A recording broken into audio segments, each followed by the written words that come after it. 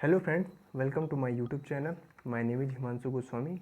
Today we are discuss about National Education Policy 2019, राष्ट्रीय शिक्षा नीति 2019।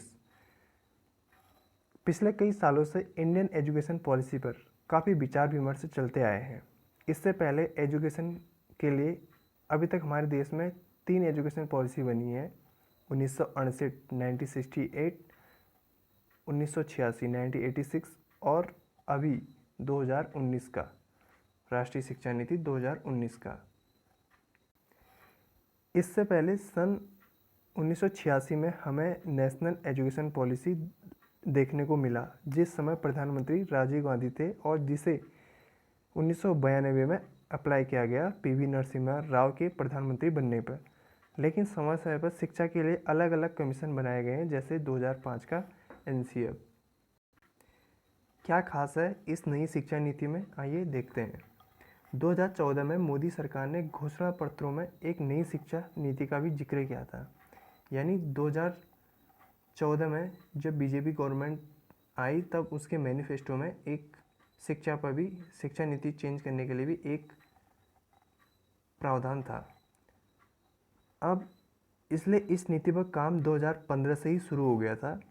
अक्टूबर 2015 में TSR सुब्रमण्यम कमेटी बनी, जिसमें उन्होंने एक ड्राफ्ट तैयार किया और 7 मई 2016 को सुब्रमण्यम कमेटी ने एक रिपोर्ट मंत्रालय को सौंपी।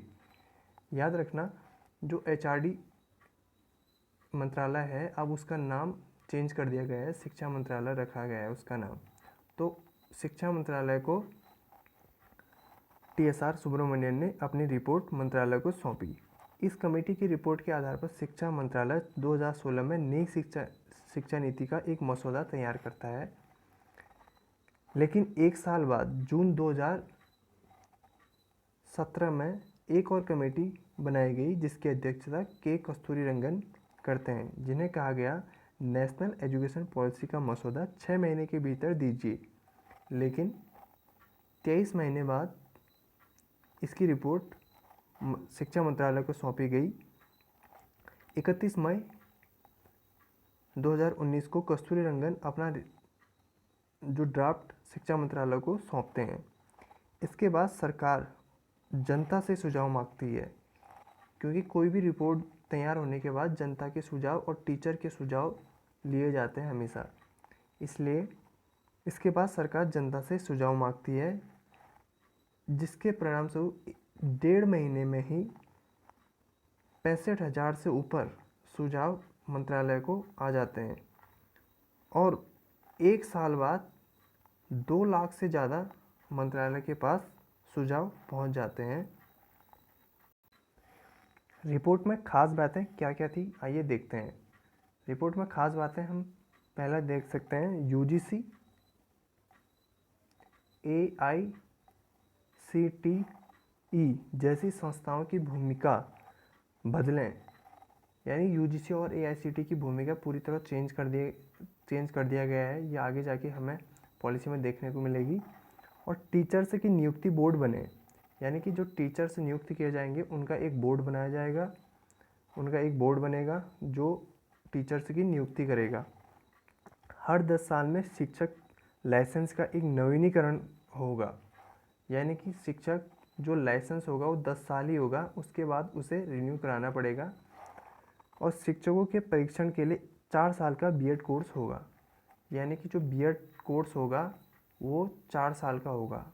ये बहुत अच्छी बात है, क्योंकि एक डॉक्टर बनने के लिए 4 साल 5 साल का कोर्स किया जाता है, इंजीनियर बनने के लिए 4 साल का, तो ऐसे टीचर बनने के लिए भी एक 4 साल का कोर्स होना चाहिए।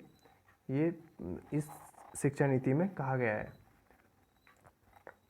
यानी कि जो 2 साल B.Ed प्रोग्राम होगा वो पूरी तरह समाप्त किया जाएगा। उसे 10+2 मतलब 12वीं के बाद सीधे 4 साल का प्रोग्राम रखा जाएगा B.Ed के लिए, शिक्षा एक टीचर बनने के लिए।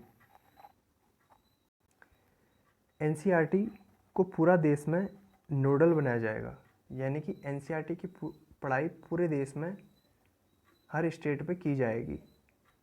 यानी कि स्टेट के अलग से कोई चीज़ें रखी नहीं जाएंगी, पूरी तरह एनसीईआरटी ही स्कूलों में पढ़ाया जाएगा। हायर एजुकेशन कमीशन के लिए अच्छी बातें क्या क्या हैं, आइए देखते हैं।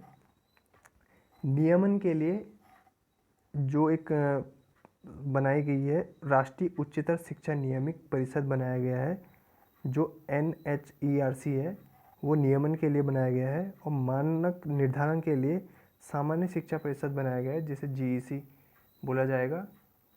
और वहीं वित्त पोषण के लिए उच्च शिक्षा अनुदान परिषद बनाया गया है, HEGC। और मान्यता प्रदान करने के लिए कॉलेजों को मान्यता प्रदान करने के लिए NAAC, राष्ट्रीय प्रत्यायन परिषद बनाया गया है। आइए देखते हैं स्कूली शिक्षा के लिए इस पॉलिसी में क्या क्या खास बातें हैं। सबसे पहले इस पॉलिसी में हमें देखने को मिलता है कि 10+2 कॉन्सेप्ट पूरी तरह समाप्त हो जाएगा। अब इसे 5+3+3+4 के डिज़ाइन में तैयार किया जाएगा, जिसकी एज 3 से 18 साल होगी। 5+3+3+4, जिसमें 5 का मतलब है पहले 5 साल में प्री स्कूल की क्लास, जिसमें 1 और 2 की क्लास होगी।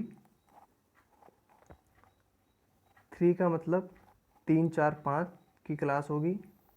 3 का मतलब जिसमें 6, 7, 8 की क्लास होगी। और वहीं 4 का मतलब 9, 10, 11, 12 की क्लास होगी। यह एज 18 तक पूरा हो जाएगा, जिसमें 5+3+3+4 का कॉन्सेप्ट होगा और 10+2 कॉन्सेप्ट पूरी तरह समाप्त कर दिया जाएगा। और जहाँ बच्चे 6 साल में पहली क्लास में जाते थे, वहाँ 3 साल की उम्र में ही फॉर्मल स्कूल में जाएंगे। 6 साल में बच्चा पहली क्लास में ही जाएगा, लेकिन पहले 3 साल में फॉर्मल एजुकेशन वाले होंगे। और जो 5 साल से ही जो 5 साल से ही जो पढ़ाई स्टार्ट हो जाएगी, उसमें 5वीं तक के छात्रों को मातृभाषा, स्थानीय भाषा और राष्ट्रभाषा में ही पढ़ाया जाएगा। यानी कि जो प्राइमरी की टीचिंग होगी वो मातृभाषा में ही पढ़ाया जाएगा। ऐसा सब्जेक्ट के तौर पर ही पढ़ाया जाएगा, जैसे इंग्लिश है, वो इंग्लिश हमें सब्जेक्ट के तौर पर ही पढ़ाया जाएगा। लेकिन पॉलिसी में ये भी मेंशन है कि wherever possible the mention of mother tongue, यानी जहाँ पॉसिबल हो सके, यानी कि ज़रूरी नहीं कि हमें इसको मातृभाषा में ही बनाना है। इससे हमें एक चीज़ देखने को मिलेगी कि बच्चों के हॉलिस्टिकली मापेंगे, उनके अंकों के बेस पर उनका असेसमेंट नहीं किया जाएगा। उनका मापन टीचर और उस क्लास में पढ़ रहे बच्चे खुद उस बच्चे का असेसमेंट करेंगे और बच्चा खुद सेल्फ इवैल्यूएशन करेगा। इससे बच्चा नंबर के बर्डन में नहीं पड़ेगा और बच्चे को क्रेडिट पॉइंट दिया जाएगा। यानी कि जो नंबरों का बर्डन था वो अब क्रेडिट पॉइंट पे होगा। उसके 1 साल की जो जांच होगी वो उस क्लास में पढ़ रहे बच्चे और टीचर के बेस पे होगा, ताकि बच्चा अपने आप में इवैल्यूएशन कर सके और असेसमेंट खुद कर सके।